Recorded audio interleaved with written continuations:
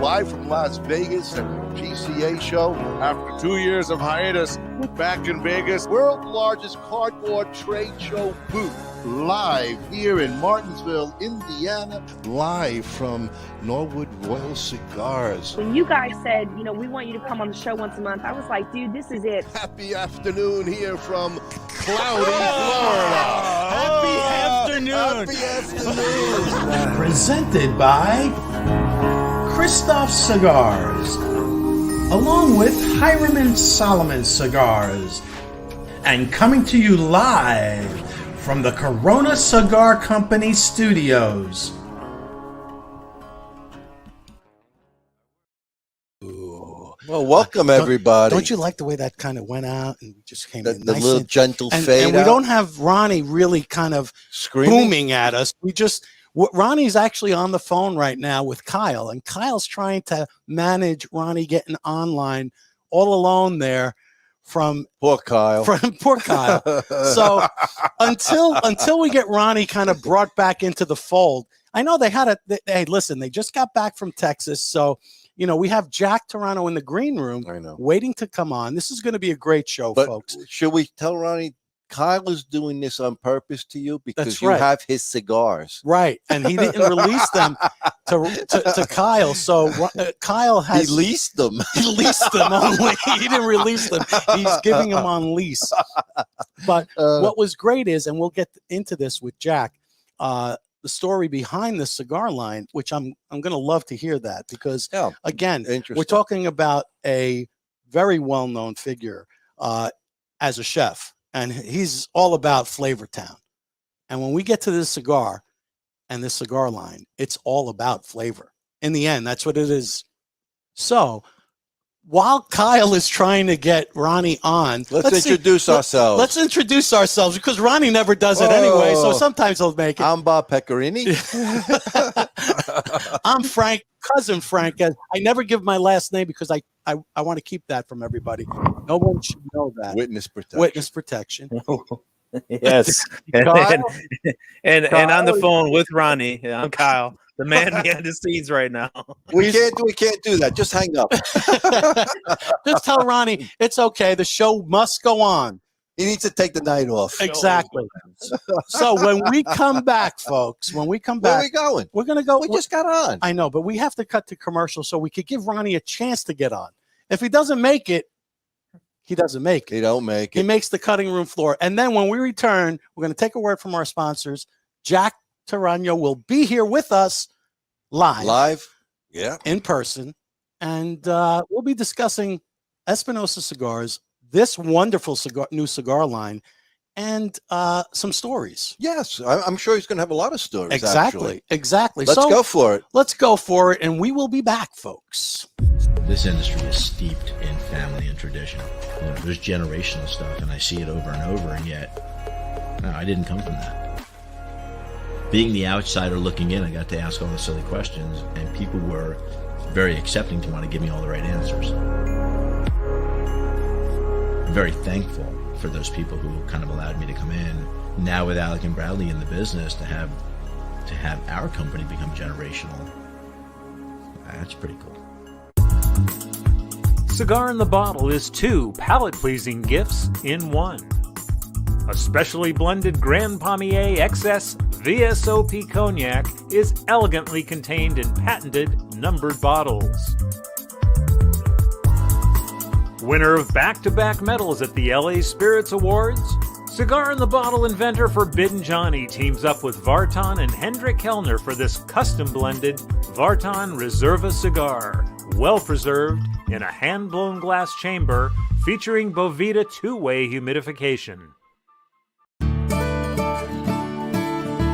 This is Phil Morgan, General Manager of Missouri Meerschaum Corncob Pipes in Washington, Missouri. Our mission since 1869 has been to produce great smoking pipes that anyone can afford. We guarantee our pipes won't be your most expensive, but they just might be the ones you smoke the most. At Missouri Meerschaum Company, we don't just sell our corncob pipes. We grow them, make them, and smoke them. Missouri Meerschaum, Washington, Missouri, since 1869. At Norwood Royal Cigars, we have the biggest walk-in humidor in the Midwest. Our 1,500 square foot humidor is home to almost 4,000 different cigars that will meet the need of any cigar enthusiast. We have boutique blends to the more traditional selections and everything in between. From the novice beginner to the aficionado, the knowledgeable staff at NRC will find the perfect cigar for you. Located on the northwest side of Chicago, we want to be your shop for all your cigar wants and needs. As always, at Norwood Royal Cigars, light it, smoke it, love it. And here we are. And we are back, and there is Jack. Hey, what's up, guys? Now, we have Ronnie in the green room. You see how I'm keeping him in the green room? I Make love him the wait. power that I have. Keep him there. Jack. Keep him there. Keep him there. Keep him there. Keep him there. It's a beautiful thing. This is how you keep Ronnie at bay. This is the one way, Jack, that we have. The only time he's giving us the finger, giving us the Italian high five. There he is. There he is. Ronnie. Yeah, Bob. Jack, hello. Forget about those guys. How you doing, Jack? That's what they said about you. I heard all because I was on the phone. I heard it all. That's all right. What are you going to do? Not all. I heard everything. As long as Kyle's phone was on, I heard all the nonsense. Does everybody know how this show came about? Yes. No, they don't know. No, we still wonder how it came about. So I ran into Ronnie. I don't know, might have been October, November in Chicago at Arlington Pipe. That's right. And Ronnie at that moment told me that someone in the industry who will remain unnamed told him that on March 18th of 2022, the cigar world was coming to an end. and I laughed, and he said, no, this is serious. I have it on good authority that all the world of cigars will come to an end on March 18th. Little, huh? And I said, I'll tell you what, Ronnie, why don't you book me on the show March 19th so we can have a good laugh. so we can have a good laugh. But then the next show happened to be during Lozona-Palooza, so I was like in Lozona-Palooza craziness last week. So we agreed to move it to this week. But that's why I'm here, because the cigar world has not come to an end, Ronnie. No, Not yet. Ronnie was almost at the end, but that's another story. No. Well, you have to admit, Jack, you heard there was a lot of stories out there. I didn't hear any of them. Come on. Only close to the truth. The only story I heard was from you. Exactly. Well, He's a creator. put it this way, the FDA has certainly have done a lot of hurt in the industry, and they're trying to do whatever they can do. You've seen the quacks that they're using on their research compared to what's out there, and Uh, it was pretty serious. Frank, do you remember that the nurse's name that we put From Nasium? Yeah. from Nasium there, whatever her name was? Yeah. She really Not even worth remembering. the tobacco industry, and really the other 5 in that last one was about 3 weeks ago, guys, when they were all together and talked about their research and what they're going to turn on. You can really see the dislike in the tobacco world for them. I gotta be honest with you. What I've seen is a little bit more separation from cigarettes and vape to premium hand rolled cigars. Yes, I've they seen it going in a better direction for us. Yes, absolutely, because they created here in Florida, they passed legislation to ban cigars, to ban smoking on the beaches. It passed with one exception. With one exception, cigars. Right. Right. And they said, listen, we were never going after cigars.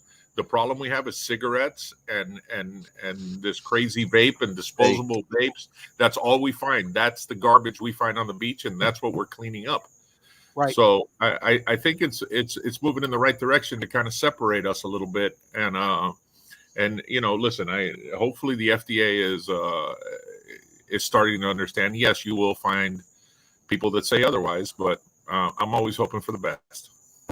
Well, and yet, here we are, Ronnie. Here we are, buddy. Thank God. You know, I am so happy, and I told you, I hope you're right and I'm wrong. So very good. It's a good start. I mean, they are going to go after the flavors. They're going after the menthol. We all know that. Yeah. Looks like they were going after whatever is being advertised or like candy type of stuff. That. Oh yeah. You know, and again, we know certain individual used that advertising that kind of brought out a little bit of, you know, red flags towards the cigar industry. I mean, we know we didn't like it, but we all know that teenagers are not walking into cigar shops. That's right. We even if we targeted them, they're not buying $10, $20 cigars. We all know that. The problem is when you put out cigars, you know, with, you know, Fruit Loops or whatever kids eat, the FDA will sit in court and say, look what they're doing. Here's the evidence. And it's up for interpretation at that point. So you know, listen, I wish that practice would stop. But, you know, unfortunately it's been very successful lately, and it is what it is. I mean, happily we don't play in that game. So no. So right. Hopefully that'll run its course. That back to what you said, Jack, about the law here in Florida about smoking on the beach. Remember, cigarettes is paper. That leaves garbage behind. It's the filter. Everybody's breathing. This is biodegradable. This is a leaf. It's a natural product. It will disperse in the sand if you choose to put it out there or whatever. And most cigar smokers are really diligent. Yes, I have to say we're not pigs. We don't leave a mess. We clean up after ourselves. And in the end, like Bob was saying, it does go back to the earth. It's a product of the earth, and it's going back. Yeah, as are we. Yes, that's true. Hopefully not soon, Jack. Hopefully not soon. Yeah, dust to dust indeed. Remember, it's the vape that causes fire hysteria. It did, and probably rightfully so, because I mean, let's face it, it's a chemical. You're putting moisture into your lungs. This is not a good thing. I mean, any food can figure this out, but this is a whole different thing. We're not inhaling like cigarettes. You know, the research has proven that this is not a cancer-causing item. Right. And I mean, my grandfather smoked. Our grandfather smoked. He was in his 90s, and he smoked garbage. And he smoked Dutch Masters. My grandfather the same way. My grandfather, from the time he was 16 years old, smoked cigars, was in the cigar industry, and died in his sleep at 91 years old, and worked till the day before he died. My father, on the other hand, smoked cigars since he was a teenager, was in the cigar industry, and passed away of cancer at 63. He also smoked 3 packs of cigarettes a day. 3 packs of cigarettes. Wow. That's important. Yeah. That's a distinction. But now let's get back to some exciting news. Yeah, well, what's exciting? I mean, Jack being here is exciting. Yes, that's what I mean. Absolutely. Jack being here is exciting. I mean, we were able to see Jack. I saw Jack in person over at the Great Smoke, which was an amazing event that Abe puts together. Yes. Phenomenal. I mean, job. It was incredible to see Jack there, and he was busy. Who? Jack? Jack. Oh yeah. He was busy. I think we said hello to him like this. You know, we hey, asked him. Jack, I think hey, we Jack. asked him for. I think we asked him for a shopping bag. He goes, "What do we look like? For my Macy's. I'm busy. I'm working. You want a shopping bag? Well, we were busy carrying all of our little cigars and our trinkets. It was. Let me tell you, the Great Smoke was an incredible event this year, by far the best I've ever attended, and I've attended many of them. And this one, Abe took it to another level. It was just incredible. Incredible. It was. This is the first for us, but listening to everybody who has been there multiple times, they all agree with you what you said. They said this was the best one to date, and it was incredible. I mean, we were blown away by it. We were. It was well organized, and what was really nice was the accessibility that folks had to people. Yeah. So it's not like there was separation, except that Jack. Well, that was away, different. but that was another Jack story. had good reason to chew us. How many other people did you ask for a shopping bag? The guy next to you gave us 2 of them. What are you talking about? But Jack, what was the big thing that you had the tent out front? That was amazing. In the building. In front of the building, and let me tell you, cigars by the box. Oh yeah, the line was incredible. It was crazy. I mean, he was there. He was there. Guy was there for an hour. I know. That's the first time he visited some shops with Eric a couple months before when we announced the upcoming release, and people went crazy. I mean, he was just cold calling shops with Guy Fieri, and the people were going crazy. But what happened that day was. I mean, Abe, I think he bought like 350 or 400 boxes. Wow. Leading up to that. And in 45, 50 minutes, we sold 260 boxes of this stuff. and the people couldn't get enough of Guy. It was and he is every bit of willing to talk and sign and take pictures and he loves that limelight there. And believe me, you saw it. He was in the spotlight. He was in a tent out front. That line went around the entire perimeter of that inside courtyard. I mean, the only reason why the line was long was because they were having internet problems to actually check out. And that is that what it was? Yeah, that was slowing things. That was slowing things down. The other one was everybody wanted to talk to you. That's true. That's true. I mean, but that was the one place I was invisible. I picked up 2 boxes. I picked up 2 boxes, and of course, signed. Nice. Signed by both Eric and Guy. So the cool thing about that is that when and I didn't realize at the time that they were having problems with the internet, but it got to a point where Guy signed all 400 boxes. Right. Wow. You know, just to get that line, once they paid to get it moving, you take your picture, you got your signed box, and you got a few words with him and Eric. So they then inside they still had 90, 100 boxes left, and they were selling after Guy had left. Okay. So why not? Well, hey, there's every reason to, because it's not like this is just a celebrity cigar. No, it's not just any cigar. And when I first smoked it, me and Bob, I was amazed because I'm like, wow, Guy is all about Flavor Town. And this cigar, we're smoking the Maduro right now, and it is probably one of the most flavorful. So look at the construction. Look at that ash is perfect. Burn is perfect. There is absolutely nothing wrong with this cigar. Everything about this cigar, the attention to detail, the initial light, and actually just when you get it out of the cello, Jack, it's really interesting because there's a salinity to it in just the scent. You can kind of smell the ocean. That's what we got. I mean, we get Frank a little and I bit might be off base with this, but we got a little saltiness to it, and a little bit of leather. A little bit of hay, like almost like from a stable kind of hay. Listen, it's got a lot of complexity to it. It's a phenomenal, listen, Hector Alfonso, Eric Espinosa, and Guy himself did an incredible job. And it was an 18-month start to finish because we couldn't go to Nicaragua because of COVID. We were kind of like Zoom blending. And Hector did a great job of putting these blends together and getting them the guy who would give his feedback, who would, and this was a long process. And on top of all that, we had to keep it quiet.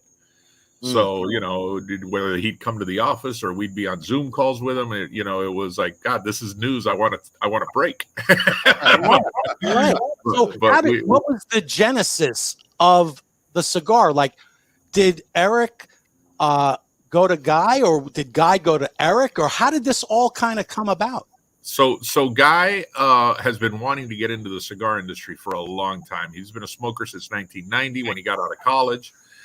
He's loved cigars. The other day at Lozona-Palooza, he was telling everybody that he was smoking Swisher Sweets and Tiparillos. And he didn't know any better. He says he didn't know any better. But after he learned and grew to love premium hand-rolled cigars, he wanted to get into the industry. And his people were always telling him, stay away from tobacco. They're facing a lot of problems, a lot of issues are going on with the FDA. So kind of they kept recommending he stayed away. And then he got his footprints and handprints in the Hollywood Walk of Fame 2 or 3 years ago. And at that event, I think, I don't remember who it was, said to him, "What do you want now, Guy?" And he said, "I want my own cigar brand." And they said, "Now you can do it. You're ready." And so he started reaching out and researching who would be the best fit. He's great friends with Matt Booth, and he ran into one of our California reps, Tim Wong, at an event, and Tim told him, you got to meet Eric Espinosa.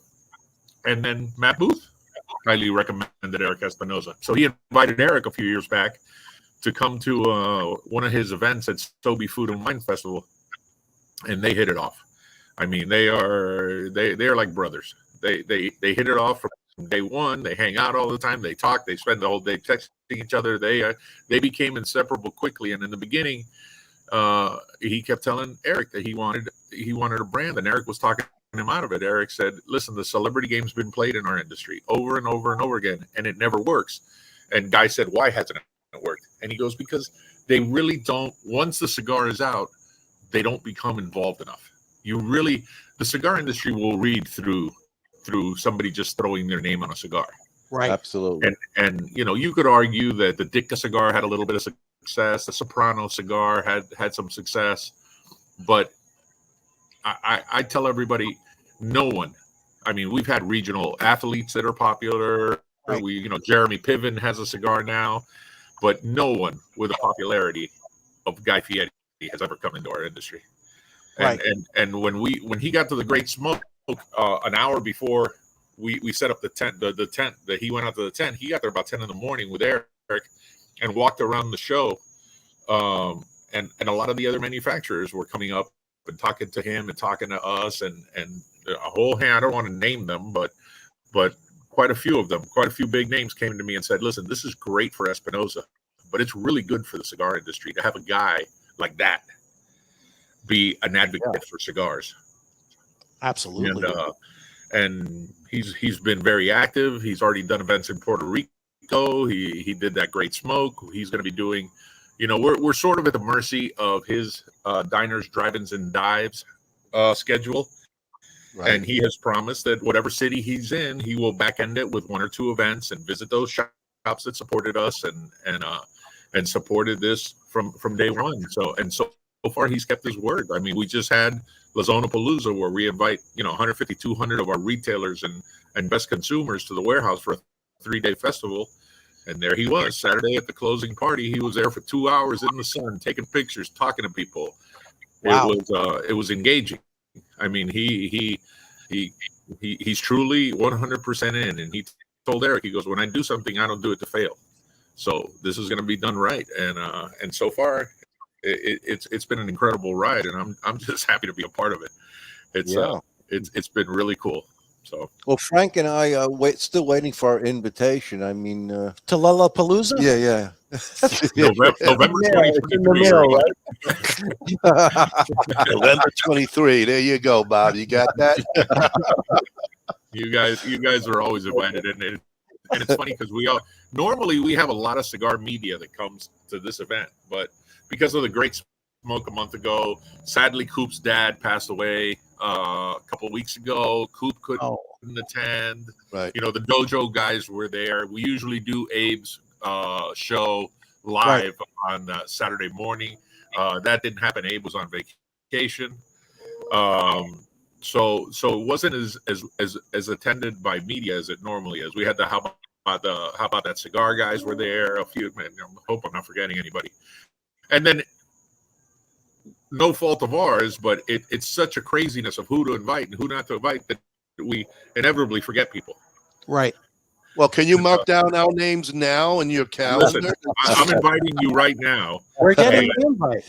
And when you see any information about 2023, call me. And tell me, remember you invited us? Absolutely, you guys are invited. Don't ask for a grocery bag or a shopping bag. I'm going to have one there for you. Actually, at the warehouse, we have real nice Espinosa ones. So I can fill that for you at Espinosa. But you're very active because anytime I turn on Instagram, you're somewhere. You know. Listen, I'll be in Chicago next week. Oh, really? Where are you going to be? My next trip, I fly in Tuesday morning with Tyler T. Bones Jones, our rep over there. And Tuesday and Wednesday, we'll be doing the Chicago area. And then we're heading down for the last 3 days to Indianapolis and heading south.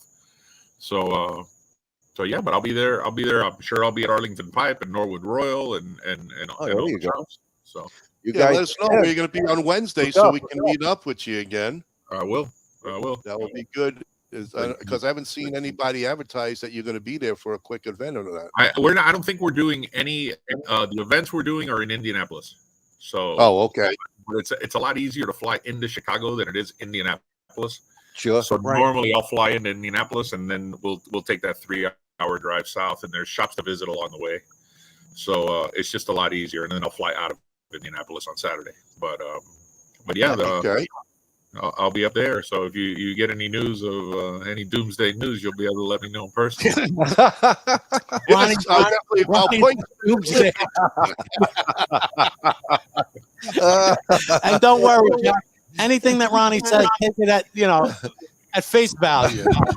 Don't worry, Ron will show up with his tin It was hat. kind of funny because when he told me that back then, I laughed, and then I quickly realized, oh shit, this ain't a joke. he's serious, and I was like, listen, did he have his what's the date you gave me? foil hat on? Put me on the show that next day so we can all celebrate that the cigar industry hasn't ended.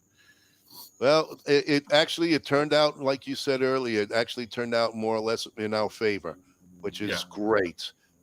They still have to do the research, they said. They still went through that whole process. But I think they are definitely going after the menthol, and the vape is going to get hit. And anybody who's advertising towards children stuff, they'll have to change their marketing approach.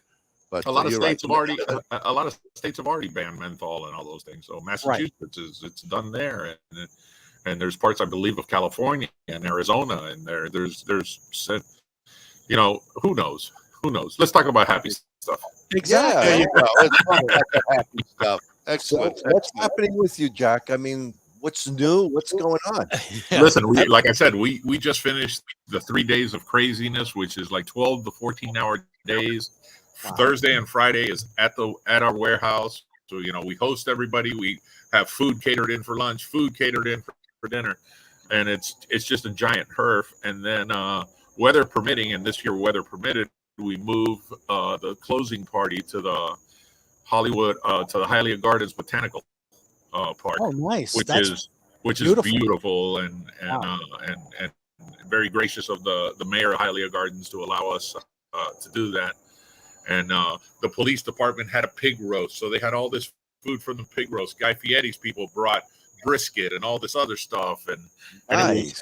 it was just a huge party. If you've seen the pictures, and then once Guy showed up, it became, you know, it was the party was Knuckle Sandwich. The closing party wasn't anything to do with Espinosa Cigars. It was 100% Guy Fieri and Knuckle Sandwich, and everybody absolutely loved it, and everybody got to take their picture and meet him and talk to him, and so it was a lot of fun, and he was very welcoming to everybody. I'm sure sales are going to obviously. Were they what you expected coming out of the gate, or was it even more? It was. I've been in this industry a long time, and from my Toraño days to my micro boutique days to even the general days, I've never been a part of a pre-release. I mean, nobody had sampled this cigar. Right. So about 2 months before we announced this with Eric making visits that the cigar is coming. You know, the rumors were out there, but we confirmed it sometime in early January. And then a week before TPE, we started taking pre-orders on the cigar that was going to ship end of February. February 27th was the scheduled ship date. And within 3 days, we had pre-sold over 5,000 boxes. Wow. And the only people that had smoked it were us. I mean, we knew it was good, but you never know how it's going to be received by consumers and by Espinosa fans. But we had pre-sold over 5,000 boxes, and it became a logistical nightmare. The cigars arrived a week ahead of time, which in this day and age is something that's unheard of. Because we had the February 27th date, and February 21st, they hit the warehouse. Wow. And we started shipping right away. And you know, when you're going through that frenzy of shipping, there's shipments and there's mistakes being made. And we spent that week shipping, correcting, shipping. So the initial batch that came in was about 6,000 boxes. We were sold out almost immediately. Then another 2,000 came in. They were gone. And then today another 1,000 I think arrived.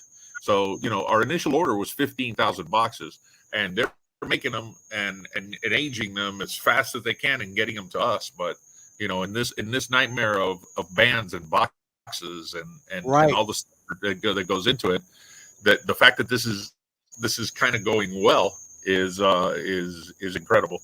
But it exceeded all expectations. That's wonderful. It's fantastic. Yeah. And it's well done. I would imagine, though, not because of this alone, the rest of the Espinosa line is also drawing a lot of attention. Well, the rest of the Espinosa line. So listen, we've faced this pandemic for the last 2.5 years, and in 2020 and 2021, COVID was very good to the cigar and liquor industry. True. You know, where we thought the world was going to end for us in a different way in the lockdown in 2020. If somebody at that time would have told me when our offices were closed and me, Eric, and Junior were kind of like staring at each other because we didn't want to sit home, but we didn't know what to do.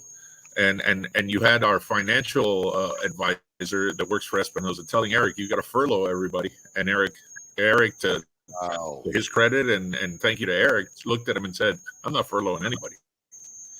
Everybody's going to continue to get paid until I can't anymore, and I can withstand this for quite a while. And if somebody would have looked at me and said, listen, sit tight.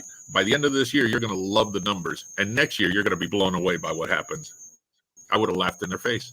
Right. But I mean, it was just, COVID brought on a cigar boom. People sitting at home, people, working from their backyard with a cocktail and a cigar. That guy that smoked two cigars a week is now buying boxes.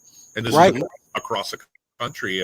And then we started facing these crazy inventory problems. And that's what sort of resurrected, like 601, our 601, the blue, the green, the red, La Bomba. These cigars sell, but they had kind of reached that level where they had plateaued. And it got to a point where retailers were calling us and saying, we want to order this, this, and this. And we would say, we're out of stock. And the question would be, what do you have? And we would say, we got 601 red, we got blue, we got, the green, we got, send me that. Send me whatever you got. And that kind of resurrected the entire Espinosa portfolio.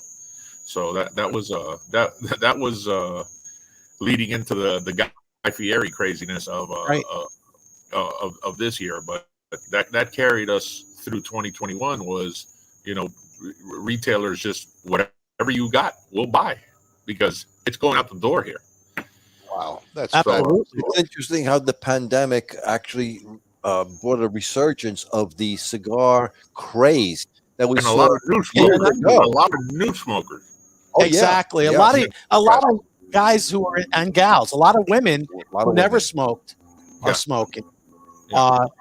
And geez, I remember in the 90s where the boom happened, and I'm looking back and thinking of the quality of cigars between the 90s and today. You really can't compare. We have stepped it up. The industry has stepped it up big time. Yeah. Listen, back in the 90s, they were it was pretty safe to say that a cigar could have been rolled in Nicaragua on Friday and been in your shop on Monday. Right. It was you supply and demand. The demand was insane. Yeah. And there was very little quality control happening back there, and there was a lot of crap out there.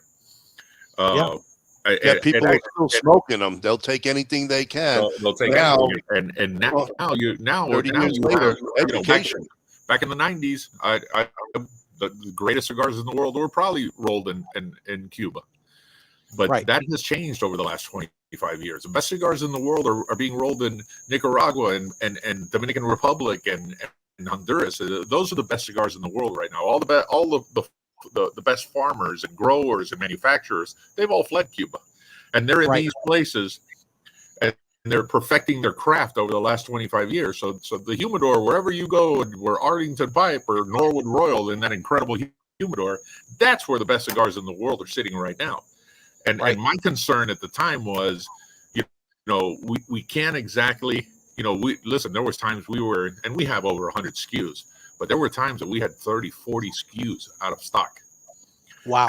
And what you can't do, and credit to Eric, what you can't do is rush the process. Exactly. You can't just say, well, we got to go crazy. They're buying, because now you're compromising the quality of your quality. Yep. So people had to wait. We had Laranja Reserva that was the number 13 cigar of the year in 2015, and arguably the cigar that put Espinosa on the map, out of stock for a year. I mean, we couldn't get that Brazilian Habano wrapper leaf, and Eric would not compromise that blend. I mean, he had many people tell him, I have a wrapper that looks just like it, and Eric, nope, I'm not compromising that blend. And so there was a concern that this demand would kind of drop the quality. And listen, me and Hector and Eric, and we smoke everybody's cigars, and I haven't seen a decline in quality in anybody's cigar. So that's true. So it's a great testament to the strength of this industry that people held true, continued the process the way they do things, and didn't rush that process. If there was back orders, you got to deal with back orders. You got to deal. I mean, I remember sitting in the office and I told Eric, Eric was, promised that we had a national Zoom sales meeting, and Eric told the team that we're working really hard to not face those back order issues this year. We've ordered more cigars. We've done, and truly the cigars aren't the issue. It's the boxes, the bands, that are harder and harder to get quickly. Now, why is that? Why is that? Shortage of paper. Our bands use the same paper that are on liquor bottles. I mean, the demand for that type of paper skyrocketed, and where Espinosa might buy, 100,000, 200,000 bands, you got a liquor company that uses a lot more paper than that, and all of a sudden there was a shortage of that paper. There was a shortage of wood. There was, these box factories were being inundated with orders. They couldn't keep up. So we had the cigars sitting there. I mean, what did we release? Sarsaparilla. That cigar was sitting in our aging room for a couple of months because we couldn't get the boxes. Wow. So great for the cigar. Great for the cigars. Yeah. Great for the cigar, but we're missing turns. We're missing turns on a cigar that's ready. And I remember I looked at Eric and I said, "Listen, you remember the boom of the '90s? You got to remember history, because yes, while we are facing back order problems, the day the back orders go to zero, I will argue that the boom is over." Right. Yeah, the boom's over. because back orders are not exactly 100% a bad thing. You know, it means that demand is out there, and demand is out there. Absolutely. And once supply catches up with demand, it's over. Right. Do you think? I think the difference between the 90s and now is that, as you said, a lot more people have gotten into it, but the boutique industry has really taken off. Before, like the 90s, we had the big boys, and everyone knows who they are, and that was what everyone gravitated to. But now there's just so much more on the market. Listen, they all benefit. They all benefited from this pandemic. Absolutely. The boutique world, the micro boutique world. I mean, I have a buddy that has a brand, and he was in like 10 shops. He's now in over 100. Wow! And they benefited greatly from this supply issue that everybody was facing, because it prompted a lot of retailers to like bring in brands that they wouldn't have normally brought in and give them a shot. And there's a lot of great ones out there. You know, we always talk about the best cigar out there that no one's ever heard of or smoked, and you know, we all have friends in this industry, and it's just a tough thing to look at. So but before we continue, everybody. Before we continue, because we also have a lot of people asking some questions, and I'll bring them up shortly. But Frank, let's do some sponsors, come back. And just to let you know, Jack, we got Dr. Oscar Rodriguez saying, I love this guy. Jack is absolutely 100% on fire. I love Oscar. DTO. DTO. All right. Let's go to some sponsors, folks. Welcome to GTO Dominican Cigars, a boutique cigar company that artfully blends and creates some of the finest handmade puros from the Cibao Valley in the Dominican Republic. We are fourth-generation manufacturers and growers of tobacco with over 140 years of experience, offering a variety of styles, blends, and strengths. Mild, medium plus, and full-bodied. We would truly consider it an honor for you to experience our cigars. Those who know smoke GTO. RnA Treasures out of Tampa Bay, Florida. The last of a legacy. The last of an inventory of Thomas Cristiano in a warehouse where everything is aged and well kept for all your pipe and smoking needs. Loyalty, passion, courage. These are the founding principles of K by Karen Berger Cigars. The Maduro, the Habano, and the newly rated 93 by Cigar Journal Connecticut. Do yourself a favor and check out this wonderful line of cigars that come from a completely linear company from seed to your hands. It all begins at the very first climate-controlled Rodriguez Olivan cigar factory located in the Dominican Republic. Our two major brands include Don Olivan, which are boutique cigars suited for that individual who takes great pride in something unique. BAMF is our armed forces cigars designed for that badass mother effer. Not only are you smoking a great premium cigar, a percentage of the proceeds is donated to our heroic men and women in uniform. And we're back. Anyway, so I got a question by one of our listeners, Anthony James. We were talking earlier about the boxes and how difficult it is. His question is, why don't you guys just do bundles to get it out there in the meantime? So really the only thing that comes to us in bundles are Robustos.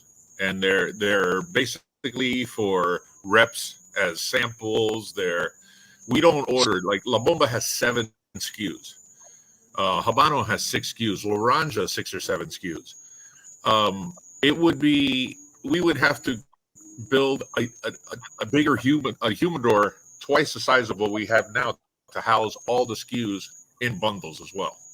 So, you know, we have done that before, because every once in a while we will get some Toros, and we will when we get Habano Toros, or we got 601 Blue Prominente in Toros, and we let our retailers know, listen, that cigar in boxes is out of stock, but if you have a box sitting there and you want to, you know, You want us to ship you bundles, we'll ship you bundles. But logistically, it would be a nightmare to recreate all of them in bundles and then where to house them. And believe me, we thought about it. And then we looked at the 100 and something SKUs that we have, and that would just be crazy. Not only that, Jack, I think people just they enjoy opening up that box. Yeah. You're kind of giving up on the box buyer at that point. Yeah, you are. Now the box buyer is going to get a little tray and go pick out his 20 cigars and walk away. And there's plenty of those guys too, but they're still, listen, when I was growing up, when you bought that, when somebody had an album that came out, you fought to get that album and the smell of it. And unboxing is a unique experience. And buying a box of cigars, you can't just throw that out the window. And although it would be temporary, then what do we start doing with all these bundles when the boxes start coming in? Because we can't just stop the box manufacturing. So it was a little bit crazy, but we do 90% of the time we get Robustos in bundles and 20 count bundles, and we will let if that box is out of stock, when that order comes in, we will let them know, listen, we don't have boxes right now, but we can fill this order with bundles and give them a little break on the price because they're not getting the box. So, right. Now, do you encourage some of your brick and mortars to maybe put together sampler packs that are bagged? Absolutely. And I would think that would be a great way, especially with all the SKUs, for people to sample the different the different cigars that you're making. I mean, it's important. I know for myself, I do like to do that with, especially with new that I've never had before. Yeah. It's kind of nice to see because, like me and Bob was saying, every cigar is not made for every palate or for every smoker. So, what you might like, I might not. But it's nice to have that option. Absolutely. And some of the best events I've done lately are events where the store will have a pre-pack of 7 cigars, 10 cigars, even 20 cigars, and it'll have a price on it. And there you go. You can smoke the Espinosa, portfolio basically. Right. And those events do really well. They get a little bit of a break. They get 10-15% off for buying the 20 pack and those pre-packaged events. A retailer needs to know his customers. I mean, there's stores out there that are box selling stores, and there's stores out there that sell that need you to do a buy 3 get 1 or a buy 4 get 1. Right. And then every store is unique and different. So it works some places, doesn't work in other places. Because you could put together a 20 pack and make it all Toros, and the guy's like, I don't like Toros. Right. So really, whenever we display, whenever we have we do an event, we'll always run whatever deal we run, and you can buy a box of your favorite cigar, or you can mix and match. 10, 20, 30, 40 cigars. So and the more they buy, the better the deal is, and the more swag they get. So exactly. How about do you guys have any kind of let's say research numbers coming in as far as the women who are now getting very heavily involved in the industry? Is there a certain cigar that you guys might notice that women are attracted to or trying? The women coming into the cigar industry, and for the last quite a few years, the growing demographic has been women and African Americans. That's been the growing demographic in our area. And you really, nobody wants to be targeted. So you can't create a cigar for a woman or a cigar for an African American. You can't. I mean, listen, it's been done. It's been done. That's something we don't do. And the one thing you don't do either is assume that a woman is a mild cigar smoker. Exactly. Because the women, listen, I am a mild to medium smoker. I was just with a bunch of women at Lazona Palooza and a Great Smoke, and these women would smoke me under a table. I mean, they like the full bodied cigars. I don't smoke La Bomba. And I had a woman come up and she said, "Dude, La Bomba is my favorite cigar." And I'm like, "Oh my God!" Wow. But back in the day, a woman would come in with her husband, and you'd introduce her. You always, let me show you the Connecticut. Let me show you this flavor offering. You do that, they're going to punch you in the face. Exactly. They're gonna Will Smith you. Will Smith, yeah. Just wondering if you guys had any research on that, because like you just said, the women getting involved right now, and I believe, and we heard a lot of stories, that their palates are actually a lot better than the male palate. Absolutely. I mean, and the research we have is, I travel like crazy. Eric travels like crazy. We got Hector out there more and more. Richie Riot is out there, and it's what we're seeing with our own eyes. I mean, I used to do events where it was, 10, 20, 30, 50 guys, and no more. Now you have a big group of ladies of the leaf and women of the leaf, and they come and they support, and they certainly want to smoke what everybody's smoking. You can't just assume, oh, look, a bunch of ladies here, I'm gonna offer them Connecticut. Here's the crema, because that won't fly well. And I remember back in the Toraño days, we always thought about it, and this was before the women really got into the geeky side of this and and were educated. We were thinking of what cigar we could make targeted to a woman, like Virginia Slims or something. Yeah, exactly. Yeah. And we could never come up with something. And by the time we were thinking of those things, we quickly realized that women don't want to be targeted. They want to be part of that lounge.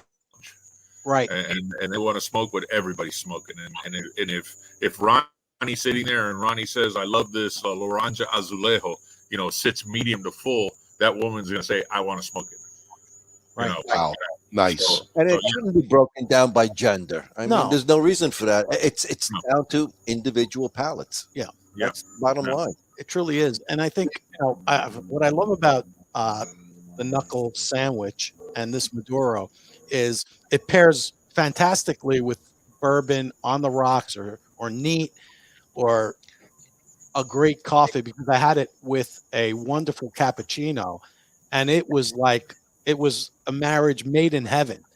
So that's the great thing, I think, now that where people are much better educated, their palates are expanded. People becoming sophisticated. They are. Yeah, they're much more sophisticated now. I think your smoker is not just kind of haphazard in their palate. Well, it used to be that you always had listen, for lack of a better term, the cigar geeks that really got into the blends and into the wrapper binder filler of, and kind of were kind of zoning in on what wrapper they liked, what binder they liked, what fillers, so what combinations they really liked.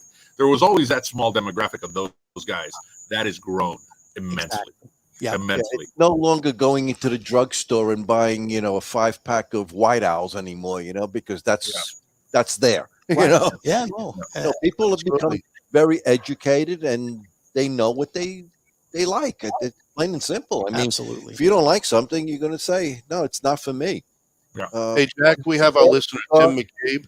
He wants to know, is there a release date for the Warhead number 8? Do you have any updates on that? July. There you go, Tim. Warheads are always released at the trade show. Ah, okay. Tim McCabe. Okay. Tim McCabe, I can't believe. Well, I think he had a wedding or something, but we missed him at Lozona Palooza. Tim's out in Buffalo. Tim's a good friend of the Espinosa family, and we missed him, but we saw a lot of posts, and he was giving out at the wedding. He gave out a crema with the band that had the group Bride and Groom on it. Oh, nice. Nice. Very nice. Tim works part-time at Buffalo Cigars, so he's great. Is it nice and warm there in Buffalo today? I'm sure it is. I'm sure it's not. Yeah. About 8 feet of snow now. He's asking, when are you going to be up in the Buffalo area again? Obviously, the last time I was there was in November, and I almost died. No, that's crazy. Why would you know that? Why? Wow. My rep called me and said, listen, this is going to be a long shot, but I need you to come up to Buffalo in November. And I'm like, all right, I'm there. And the first couple days, it was beautiful. And then it dropped to like 20 degrees with 30-mile-an-hour winds. And it got out. You had enough for sure. Definitely. Listen, growing up in Miami, a Miami Dolphins fan, I grew to hate Buffalo. I mean, Yes. Buffalo and the New York Jets. I hated them. I hated them. Hey, leave me alone. Hey, what's the matter with you? The first time I went to Buffalo, I went there with like a preconceived idea that I wasn't going to like these people, and I fell in love with Buffalo. I mean, not the same about the Jets, but I fell in love with Buffalo. You knew them a little bit there. So I love going to Buffalo, and you know, hopefully I should be back up there this year sometime. August. July. Well, I have to go to Minnesota, and that definitely will be in July or August. Yeah, I told the rep. He said, I need you to come up to Minnesota, and I said July or August. Pick your time because I'm not going. Well, we have our 4 weeks up there, right? He's a Michigan guy. Are you going up to Michigan at any given time? I am. Same time period, would you say? July. I mean, it'll probably be after the trade show because the rep I'm with next week is my rep in Michigan. So probably I've traveled with him a lot and haven't been up to Michigan with him. So I think we're gonna work our way to Michigan probably in the third quarter. Me and Bob are on our second cigar because we're, because we like cigars. We do cocktails at 3:00. That's why. And we are smoking a Espinosa Habano. The Habano. Nice. Yep. Very nice. And what's nice about this is totally different experience. So, Bob, when you opened up the cello, you brought he immediately gives it to me to smell. Right off the top, I go, Bob, floral. Yes. Right away, floral notes immediately. And now, Right Bob, out of the wrapper. since you've lit it, talk to me about what your experience. Well, I'm sticking with the floral. It definitely has a floral note for me, anyway. I'd say it's milder to medium. Yeah, it's not a full body smoke at all. Put it this way, I smoke a lot of those. And this week, Cigar Aficionado, if you go to their website, the Habano Lancero is the cigar of the week. Really? 92 rated. So, and I saw another article the other day where they were talking about Habanos, and they said, listen, the Espinosa Habano is the cigar that all other Habanos should be judged against. Wow. So, Wow. so again, that and the crema are the ones that I smoke the most. So, Oh, delicious. Oh, it is. Oh, Absolutely. delicious. Yeah. Very good. Yeah, Eric knows what he's doing. Sure does. In the end, you got to give credit to where credit is due. bro, I know what I'm doing. On the retro hail, it has a little bit of Slight white pepper, but very little. But it's there. It's present. Mhm. At least on the initial light Right. here. You know. Jack, our New Yorker, Billy wants to know: is there any way that you might do the blend? Come back and try doing the brick again? That's Toraño.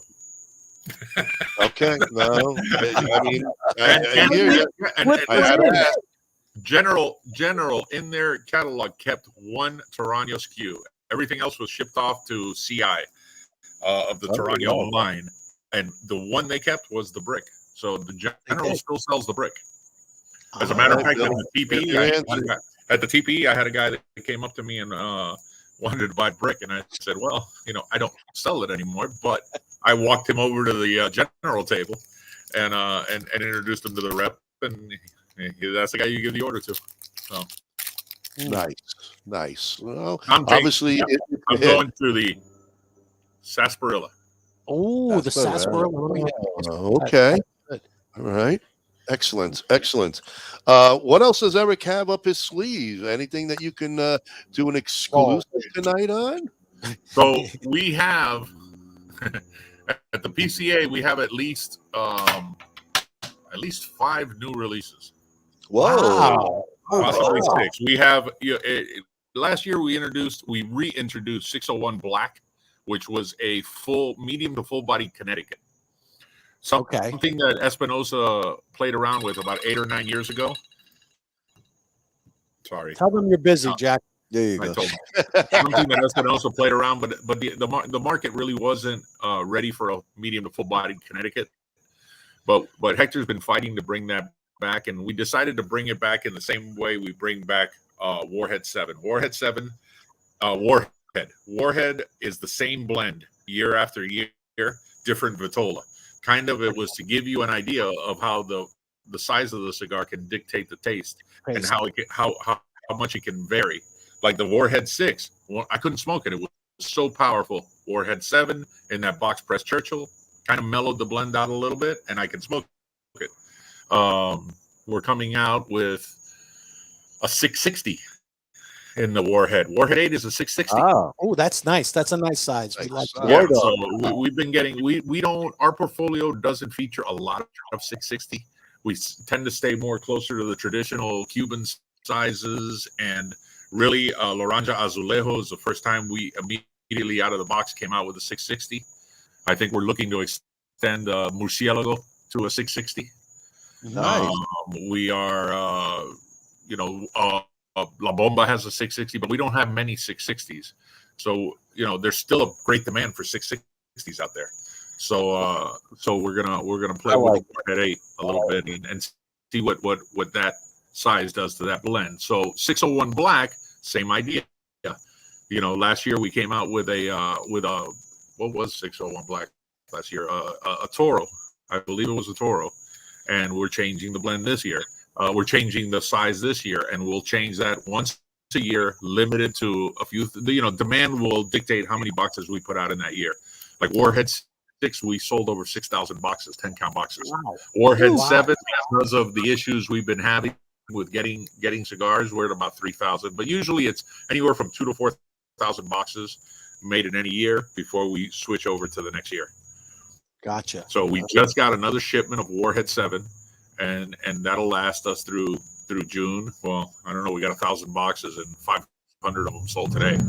So, I don't think there's enough time. I don't think there's enough time to get another shipment of it before we transition to Warhead 8.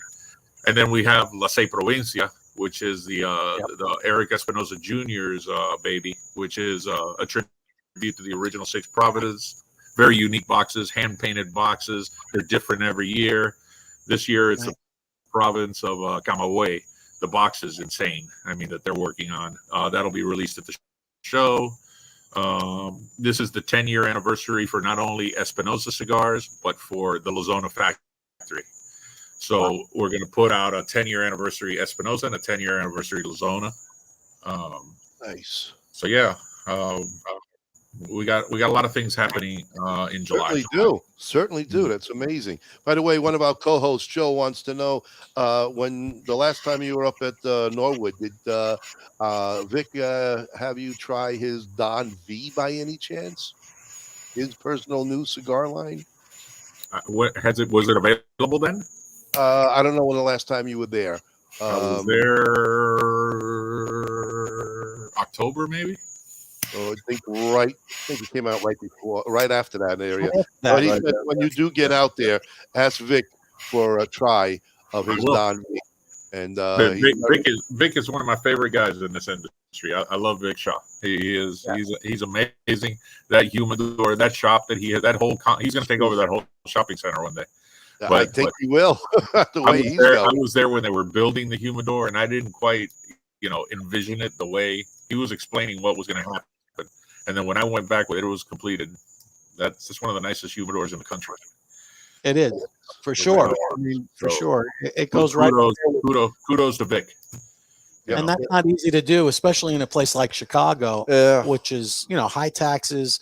Yeah. So, to do that there, I give Vic a lot of credit. A lot of credit. Yeah, going back to what you were saying about the Connecticut, I'm seeing lately a lot of people coming out with a stronger, I'll use that word, more complex Connecticut cigar.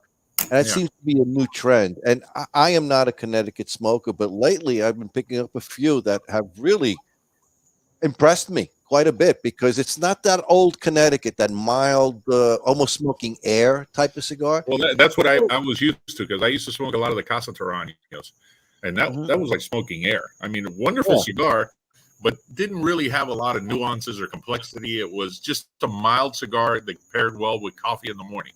And I used to smoke a lot of Casa Toraño. And then when I went to Espinosa, Espinosa featured the Crema. Right. And the Crema has, although it sits below medium, it has a lot of complexity complexity and a lot of flavor and a lot of different nuances that most Connecticut's didn't have. So it took a little time for me to get used to it, you know, and coming from the Casa Toraño world. And then in 601 Black, I thought, this is going to be scary, but I absolutely love it.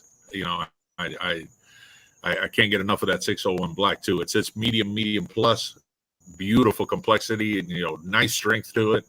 And it's right at the limit of what I like in a cigar in terms of strength. So do you see this as a trend? Because I'm kind of seeing it right now. Seeing a lot more people coming out with that kind of a Connecticut wrapper. Listen, they'll always be the market for, you know, everybody that you run into will tell you they like medium to full body cigar, medium to full body cigar. Well, I'm a full body, yeah. 60-70% of the cigars sold in this country are mild to medium. Right. So there'll always be the market for that lighter Connecticut. You know, there's a huge part of our industry that are occasional smokers, and those guys aren't going to smoke that. The guys that smoke at weddings, the guy that smokes at, you know, New Year's Eve, birthdays, social smoker. So so there'll always be that market for the, you know, for the Macanudos and the milder Connecticut's, and there's nothing wrong with that, but I used to always tell people that you know, when you start smoking cigars, you start with a light, mild cigar. 90% of the time it's a nice light Connecticut, and you start graduating and you move to, you know, something close to medium plus to full bodied cigars, and you're really, what you're doing at that point is training your palate. Exactly. You know, your palate has no idea what it's smoking. And I always tell people, listen, a lot of these people that I meet, once they get to medium and medium full, they never look back. You know, this is what I want to smoke. But now your palate knows what you're smoking and knows the flavors you're tasting. Go back and smoke some of those first, the Macanudo, or the Casa Toraño, or even a Crema, or go back and smoke those milder cigars, because you're going to taste things in them that you never knew were there, because your palate just didn't know. Don't just give up on. You know, I spend the whole day. I normally start with a mild cigar. You know, after lunch or after dinner, I'll go to medium to full, and I've kind of learned my palate throughout the day what I like. You know, listen, this is smoking a sarsaparilla at this time of the night is unheard of for me, because I don't like to get a lot of nicotine. You know, before you go to bed. Before I go to bed. Well, that's why I blame you guys. With a little whiskey, that kind of takes the edge off. I'm gonna need a Valium is what I'm gonna need. Hey Jack, what's your take on like the Lanceros and using, and because like a lot of guys try to steer away from those because they feel they're too dainty, but I mean, I've picked up Lanceros from time to time and I feel they're full of flavor. Absolutely. Listen, we have a Lancero in just about every cigar we make. And there was a time where you couldn't give away Lanceros, and because of the more of the educated smoker that is kind of understanding blending and the blends more, and more people did factory tours and are kind of really getting into this industry. They've learned how much flavor you can get out of a Lancero, and a well-rolled, well-performing, well-constructed Lancero is like nothing. I don't smoke them a lot, but definitely, you know, we just got Laranja Oscuro. We were out of the Lancero for 3 months. It came in today, and you know, we cracked open a box and had one of those because we always want to test and see how they're coming out, and it's smoking incredible. So. Oh, the Lancero's got so much flavor. I think out of all of them, I think that is just an absolutely flavorful cigar, no matter what it is. Yeah, I like them. I think the thing about the size, that's everybody. I want a big one like Bob. The fatter, the better. But the Lancero. Are you still talking about cigars? I could smoke 2x4. That's my image. Well, I think ultimately what happens in the Lancero is it's actually the wrapper to filler binder ratio that is different, because you have actually a higher ratio of the wrapper to filler because it's a narrow cigar. Exactly. So I was in, and it's interesting you said that because I was with you guys know Luciano. Yeah. Oh, yeah, absolutely. Okay, so I was at one of his blending seminars in Dallas a couple of weeks ago, and he talked about that, and his argument was that there is no difference. Really? That there is no difference because think about it: a 660 to a Lancero, the wrapper to binder, the wrapper to filler ratio is exactly the same. How could that be though? Because you have less filler and less wrapper on a Lancero, but if you look at it in terms of inches or millimeters or however it is, think about how much wrapper I have in this cigar. That's like a 54 ring gauge, right? To the filler, the wrapper is wrapper. He explained it to me in a way that I was like, "Holy shit!" I'd never thought of that. But interesting. A bigger ring gauge, you have more wrapper. The wrapper to filler will be the same. So now I'm confused as shit. I think you just confused I our used whole to go audience. around and say, and we used to blend to a Corona or to maybe a 650 Toro because to us it was true to that blend. And I'm talking about the Toraño days. I know Hector likes to blend. Hector likes to blend to a Corona size to get that. And I've been talking to Hector about this, and you look at it and you go, okay, you wrapper here, you probably got 2 inches of wrapper here, right? To the filler. In a Lancero, you might have 3/8 of an inch, right? So the ratio always stays the same, according to Luciano, and I love Luciano.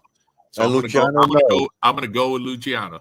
I'm going to go too. I will go with I it. was just trying to think that mathematically it seemed like it wouldn't make sense.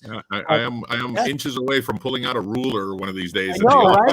and figuring this shit out. One of those moments where somebody blows your mind. I was like, when he first said it to me, I was like, well, no, that can't be right. And then he explained it to me, and he was doing a rolling event, so he had loose tobacco, and he actually showed it to me, and he was like, there it is in front of you. And I was like, holy shit. So Luciano, I've been in this industry a long time, and it's what I tell my reps. Every day you learn something new. Every day. I wonder if it's the difference in combustion that is the difference. I'm gonna go with that then. I mean, there has to be a reason. I like that angle. We'll put that out to Luciano and see what he says. Maybe it's the combustion rate that's different. You guys need to have Luciano on this show. We will. He's coming on in June. Yeah. So that's interesting though. But again, it's preference. Exactly. Image too. Some people just don't like a small cigar. It doesn't look good on you. If you're 6'5" and 180 pounds, you don't look good smoking a little dainty cigar. The craze for 770s and 880s has kind of dwindled a little bit, right? And our F-bomb, La Bomba F-bomb, which is a 770, sells like crazy. That's one of the SKUs we're out of stock on right now. Sells like crazy. Yet I've never walked into a cigar shop and seen a dude smoking a 770. I mean, that's something they buy and take home. I don't think any guy wants to. Listen, we have the nature of hanging out in the lounge is you're getting heckled. And that's a good thing. Like I'm picturing Shaquille O'Neal holding a Lancero, and it just looks like a cigarette in his hands. Oh, absolutely. That's what I mean. How many Shaquille O'Neals are out there? Jack, you got an offer from one of our, kind of our monthly co-host, Joe, who's also a policeman. He said, if you want, he'll be more than glad to pick you up at O'Hare, and he'll drive you straight to Norwood Royal Cigars. If you're up to it, just let him know. Good friend of mine. I would take him up on that, but my boy Tyler Jones is picking me up. And I will be heading to Norwood Royal. Okay. Let us know when. Definitely. I know. Wednesday I can make. Tuesday I cannot. But we'd be great. Then I'll hold Norwood Royal till I think we may actually be heading a little bit north on Tuesday. I get in early in the morning. So we're gonna head a little bit north, and then we'll do, down by O'Hare and where Norwood Royal is, and we'll do that area on Wednesday. Are you going to be at Chris's place, Arlington? That will be up north. Absolutely. Tuesday then. So you guys Tuesday. hook up with him, man. Yeah. So if you can get the itinerary, if you have a chance, give me the itinerary. Maybe Kyle and I can shoot down and visit you. And I can set up my next visit with you guys after you break some news to me. Yeah. Ronnie I'll will come up have with more- something. some more, The sky is falling. and I died with Jack. I mean, what better way? Ronnie needs a new tin hat first. I can't believe you remembered. I mean, like 2 or 3 weeks ago when you sent me like a reminder, I was like, "Holy shit! I did agree to this." I'll always remind our guests what's going on. That's for sure. But with that, I got to remind Frank. It's time for sponsors, and when we come back, we do our special segment called "Smoke the Chooch." And you know what that's all about. So hang on, folks. We're gonna have Jack stick around, and it's time for the ads. Let's go, Frank. Show it what we got. Before you light your next cigar, be sure to check out Cigar Medics, the makers of the patent-approved humidimeter. The humidimeter is a tool designed to display the relative humidity inside your cigar. With this device, there's no more guessing. Simply insert the probes into the foot or cap of your cigar, and you can instantly know if your cigar is ready to be smoked. Buy now on cigarmedics.com and see site for other cigar accessories. With the humidimeter, you'll know when to hold them and know when to smoke them. Experience the magic of Rockefeller Cigars today. With 11 years steeped in tradition, passion, and mystery of the leaf, Rockefeller has a cigar just for you. Be like the greatest magicians and make Rockefeller Cigars appear in your lineup with any of our 4 lines. The Nicaraguan, the Dominican Blue, the Vintage Gold, and our new LE, The Art of Magic. DAV Cigars out of New York. Decades of experience combined with true love and deep understanding of cigars result in the highest of standard of each DAV hand-rolled cigar. Howard G Cigars is a dynamic new cigar brand grown from a love for cigar culture and a respect for the artisanship behind the craft. We are a minority-owned family business based in Orlando, Florida. Our current collection delivers 3 exclusive lines: Black Moses, Magic Stick, All Pro Series, featuring Leon Searcy's signature cigar and Ike Taylor's one-of-a-kind. You got the one-of-a-kind rankings. They got me at 89. I'm cool with that. We are focused on evolving as a dynamic brand and bringing you new flavor-filled blends that you'll enjoy and want to share. Visit our website at www.howardgcigars.com. You can find a full list of our retail partners there too. Thank you for making us part of your humidor. And we're back. You know, I was just talking about this. We're about at the same point. About the same level. At the first third. You know, when we lit it up, it was really more of a mild cigar, but it has really picked up. I would put this right now to a medium. Right at medium. The flavors have completely changed. It's so much more complex as I go down the cigar. It's a great smoke. It's a great smoke. I'm happy you like it. Oh. Yeah. No, I really do. I mean, this is an art. Let's face it. This is an art. Blending is an art. And it's a craft. As Skip Martin says, it's a craft. It's a craft, but it's more of an art. This is an artist. Yeah, this is an art. True. Michelangelo. Yes. They leave a signature. The blender does leave his signature or hers. I mean, I think that more and more women are getting involved in the intricacies of the cigar. And I think you'll see more and more women involved in the blending. In the blending? Yeah. I do believe I think that's going I believe to come that down that's the going line. to come down because, again, people are someone like Karen Berger. Yeah, well, yeah. There you know, go. These are women who have been around cigars and the industry forever. She grew up in the factory. I mean, she was a kid playing in the factory. She knows. Exactly. But yeah, you're right. I think as we go along, more women become involved with the blending process. Right, you got Indiana Ortez at Mombacho now. So. There you go. Yeah, there you go. But it's amazing how it's changed in its complexity and its strength. Actually, delicious cigar. Jack, besides PCA coming up, is Espinosa doing any other big festivals on their own? Or I believe we're going to do the Big Smoke in Miami. That's May 28th. Yeah. So I know we were filling out the paperwork. I believe we are committed to the big. That's the Big Smoke and Whiskey Fest. Yeah, Big Smoke and Whiskey Fest. We did it last year. It was a great event. So I believe we're committed to that one.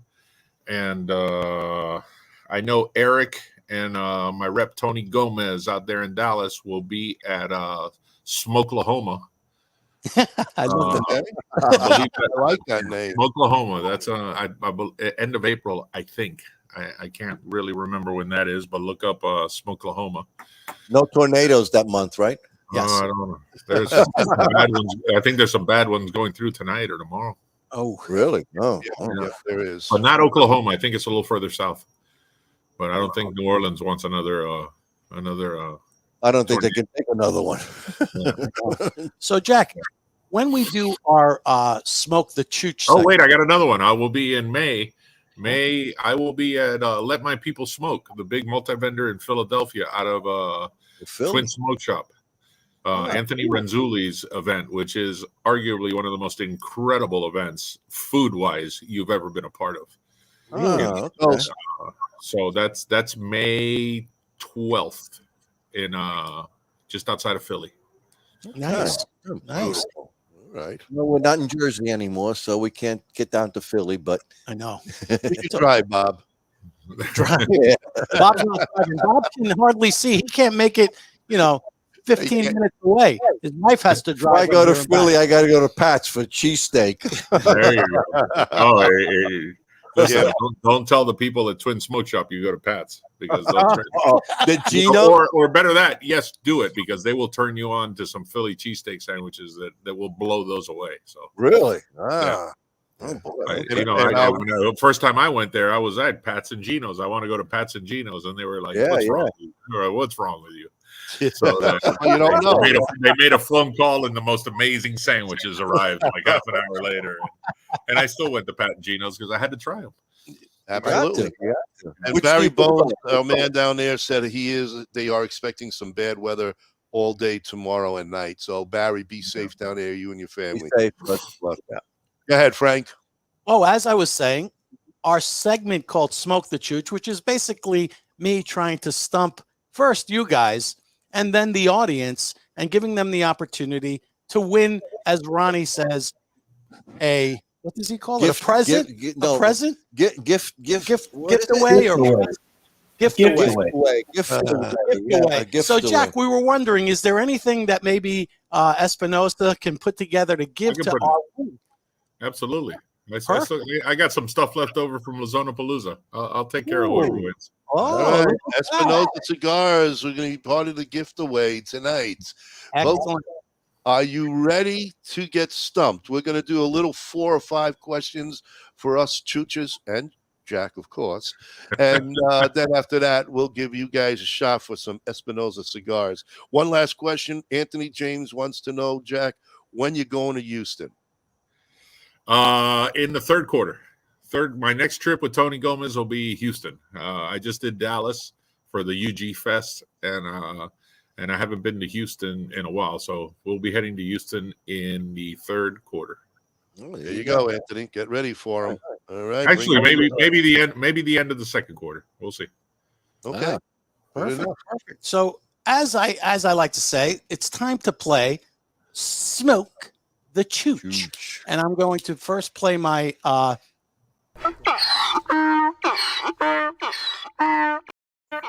for anyone who doesn't know, a chooch in Italian means donkey or jackass, as we like to call them. So be prepared, guys. All of you, get ready. Now, This happened on this date in 1971, Jack. I was alive. You were. I just got out of high school. This madman and his followers were sentenced to death on this date. Manson. All right, Bob gets it. Bob got it first. Charles Manson He's to only the death penalty. Yep. That was back in 1971. And Now he just died a couple of years ago. Finally. But do you know that actually that the California Supreme Court abolished The death penalty, yes, so of course. he wound up spending the rest of his days And trying to get paroled. I'm trying to get paroled every year. Every year, basically. And the women are still there. What happened to Squeaky Fromm? That was another one. Squeaky Fromm and yeah. Who was that? Sharon Tate? No, Sharon. That's who they killed. Who? Squeaky Fromm was one of the three women. One of the disciples. Yeah. One of the disciples. But now we're going to move to 1999, Jack. Uh-oh. So this average closed over 10,000. Dow Jones. See, Jack jumped all over that. See, Jack knows his finances. Jack knows the finances. Bob and I know the murderers. That's great stuff. I got one right. I'm out. Yeah. You can rest easy now, This Jack. is where you walk away now. I'm going to move to 2001. Oh, 2001. Space Odyssey. Yes. This singer-songwriter was honored in a 3-hour tribute at New York's Radio City Music Hall.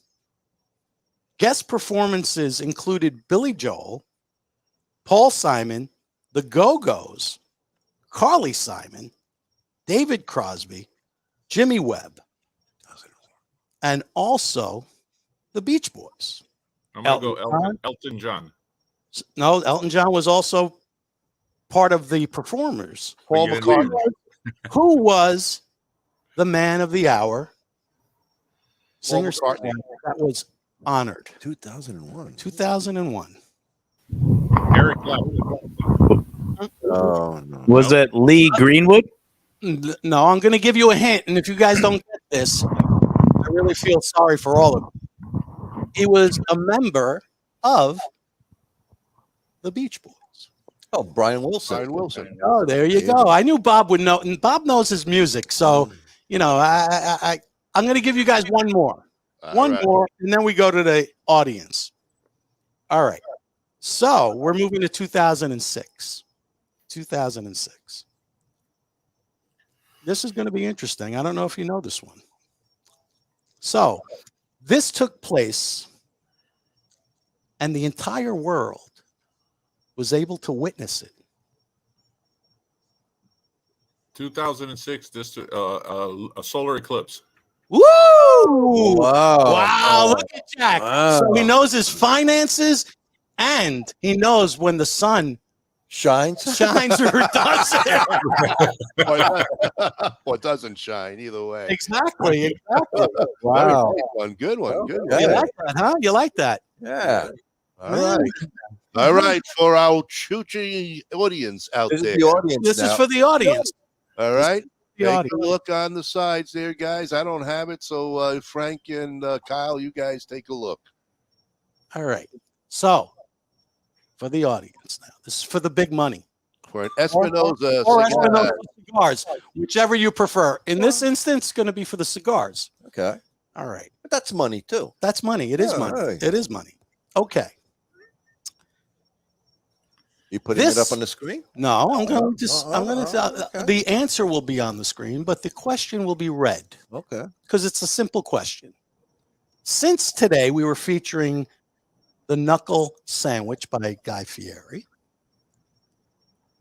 Diners, Drive-Ins, and Dives features this classic car. I need the make. Hey, stop! It's for the audience. Bob. Oh, wait a minute. Don't worry. It features. Listen, no, he gave you one part of it. It features a vehicle that Bob named, but I need the make, model, The year. and year, color. and type. So, folks, we It's got red. It's red. It's red, folks. Camaro is not the answer. I need the entire answer, Kathy. 68 Camaro is not the music. Jesus. He's trying to blow away my eardrums. Hey, listen, Kyle's got a sore throat. He wants to be heard one way or another. Correct answer. The monkey mobile. It is 1968 Camaro Chevy, but what is it? It is a 68 Camaro SS. Yes, it is. But what type of vehicle? It is a 68 Camaro SS, but it is a specific type of vehicle, folks. Come on, folks. Come on. You have to add one word to it. Kathy, I'm giving you an extra hint here to get this. Come on. It doesn't have a top. What's the other word for that? Wow. You didn't say it, Kathy. You did not. It's the 68 No, Camaro. Kathy, you didn't say it. Convertible. Oh, Convertible. The ragtop. Yes, it's the convertible. So I am going to give this, because I'm so kind and because Kathy's a friend of the show, since all the other things, it was a convertible, even though that's misspelled. I don't know if it's a convertible, so I'm not going to even take that because yeah, Joe. So, that's not what it is. It's not a convertible. So, Kathy, I'm actually going to go back and give this to Kathy because ultimately it is. Can we have the winner, please? It is a 1968 Camaro SS convertible. And Kathy, I am going to kind of give you this one only because I'm not going to take convertible as an answer. Mike, yes, you have been drinking. Absolutely. Boy. There is no bias here, I'll tell you right now. In fact, as you could see, we are very particular. Spelling does matter. Yeah, it does. It's Jeopardy, Schools today, but on our show it does. Listen. Have Kathy send her T-shirt size too. Oh, look at that. Oh. Yippee. There you go, Kathy. Wow. All right. We'll get that information out to you there, Jack. Thank you, man. That's also just out of question. You think now the guy realized he's got a hit? Is he going to bother Eric and you guys for another line now that he's kind of in deep? Already is. Already is. As a matter of fact, we're going to have a line extension to one of the two. And coming up shortly, probably for the trade show, there'll be a line extension. So we'll be adding a size. Oh, That's awesome. Very nice. Awesome. I'm trying to predict the size on that one. You'll never will. I never will. Nope. Give it a shot. Churchill. No, Solomon. Gordo. Nope. Lancero.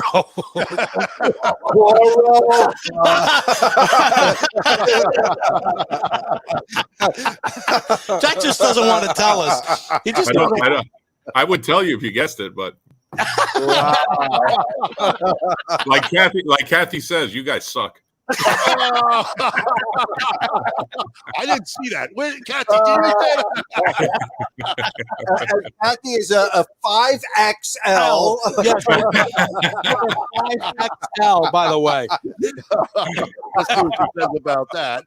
You guys are in trouble in Florida. That's for sure. Don't be.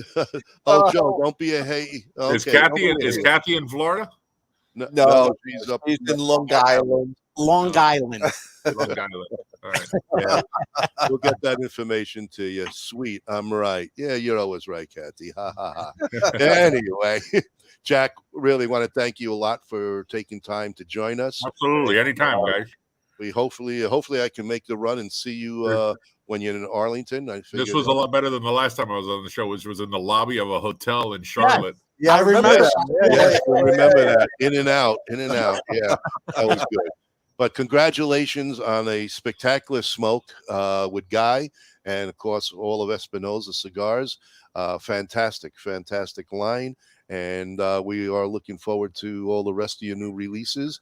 5 at the PCA. That's going to be unbelievable. I think and a line extension you guys can't figure out. Right. Well, we'll figure it out when it does hit the market. Yeah, we'll let everybody just be waiting. It's not going to be, Jack, it won't be a cigarello, will it? No. Oh, come on. Actually, that's not a bad guess because originally Guy's wife likes cigarillos. And if you notice, the sizes have initials behind them. Yes, they're for his kid, his nephew, Hunter. So initially, but it was a hell of an ordeal to do that cigarillo. So we kind of nixed it. But yeah. Okay. So that wasn't a bad guess. That wasn't Thank a bad you. guess. The rest of you suck. Good guess. The rest of them suck. I get a little. From all us suckers, Jack, again, it was a pleasure. Thank you, Jack. Thank you again. We're going to try to bring you on towards the end of the year to talk about all the releases and how things are going. Awesome. Sounds great. All right. Anyway, from all of us to all of you out there, thanks a lot for another fantastic showing and all the support. Everybody, there's an after party unless you're tired, Jack. Just to let you know. I'm beat to shit, but all right.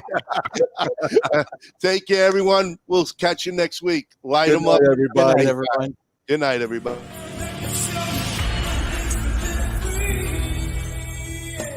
Many of the cigar brands that we make, they're antique, historic cigar brands. They've been made on and off for about 100 years. When you're smoking Toscano, you're smoking 206 years of history.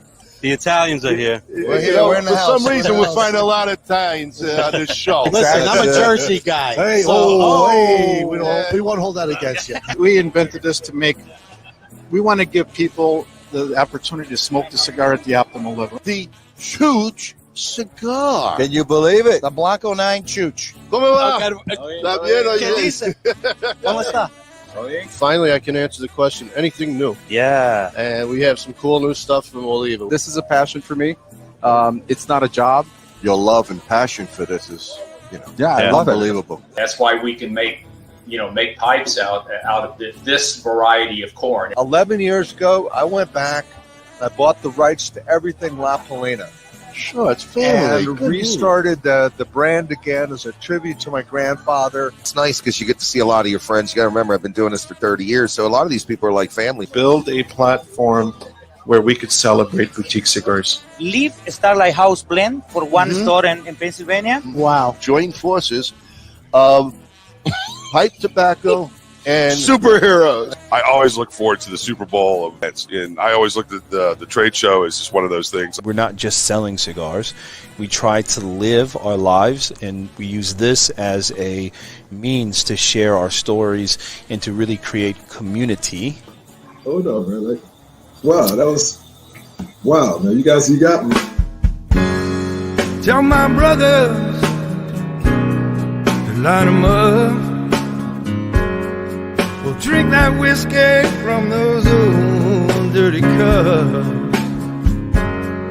We'll toast to the present, the future, and the past.